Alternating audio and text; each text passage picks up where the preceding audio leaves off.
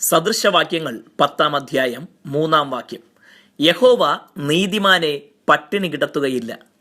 അധ്വാനിച്ച് സമ്പാദിക്കുന്നതിൽ നിന്ന് ഒരു ഭാഗം നാളേക്കായി നീക്കിവെക്കരുതെന്ന് ബൈബിളിൽ പറഞ്ഞിട്ടില്ല.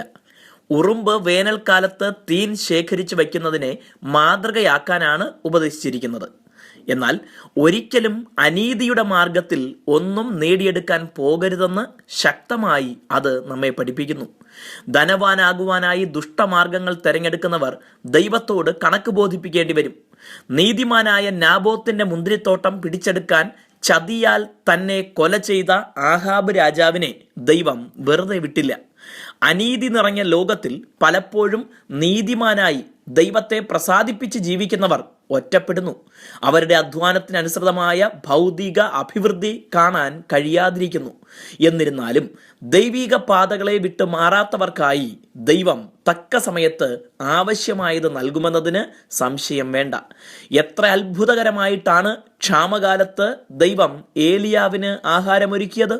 തൻ്റെ അപ്പൻ്റെ ഭവനത്തിലെ സുഖ സൗകര്യങ്ങളെല്ലാം നഷ്ടപ്പെട്ട യോസേഫ് കുറെ കാലം നിന്ദയും വേദനയും അനുഭവിച്ചു.